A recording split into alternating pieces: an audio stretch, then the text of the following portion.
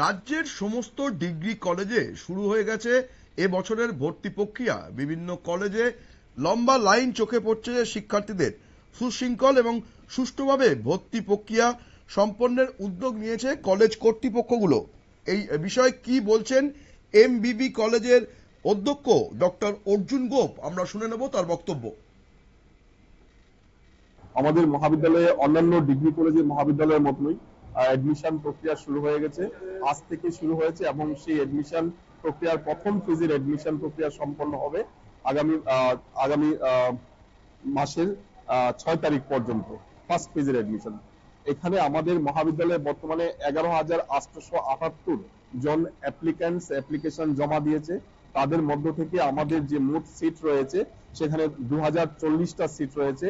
তার মধ্যে ইউআর ক্যাটাগরিতে 1062 জন ভর্তি হবে এবং এসটি ক্যাটাগরিতে ভর্তি হবে 635 জন এবং এসসি ক্যাটাগরিতে 343 জন। প্রথম পর্যায়ের অ্যাডমিশন প্রক্রিয়া সম্পন্ন হলে তারপর ডাইরেক্টরেট অফ হায়ার এডুকেশনের নির্দেশে আমরা দ্বিতীয় পর্যায়ের ভর্তি প্রক্রিয়া করতে যাব।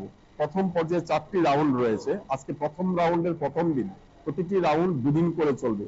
আজকে যেটা মেরিট লিস্টে যারা সুযোগ পেয়েছে এই মেরিট লিস্ট আজকে এবং কালকে ভর্তি প্রক্রিয়ার জন্য বিবেচিত হবে। পরবর্তী পর্যায়ে দ্বিতীয় রাউন্ডে আবার মেরিট লিস্ট বের হবে, তৃতীয় পর্যায়ে আবার মেরিট লিস্ট বের হবে এবং চতুর্থ রাউন্ডে আবার মেরিট লিস্ট বের হবে। অর্থাৎ 4টা রাউন্ড। আমরা শুনে নিলাম এমবিবি কলেজের অধ্যক্ষ ডক্টর অর্জুন গোপের বক্তব্য। তিনি জানালেন 6 জুলাই পর্যন্ত মোট 7টি রাউন্ডে এবং এই ভর্তি প্রক্রিয়া চলবে এবং প্রতি রাউন্ড 2 দিন করে হবে। আজ প্রথম রাউন্ডের প্রথম দিন ভর্তি প্রক্রিয়া শুরু হয়েছে এবং যথেষ্ট কিন্তু ভিড় লক্ষ্য করা গেছে পড়ুয়াদের। এই বিষয় নিয়ে কি বলছেন ভর্তি হতে আসা পড়ুয়ারা, আমরা শুনে নেব তাদের বক্তব্য।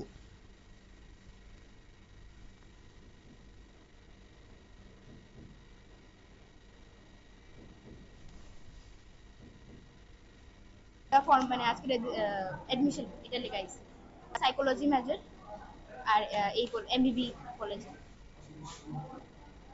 ফর্ম তো এখন দিব মানে এমবিবি।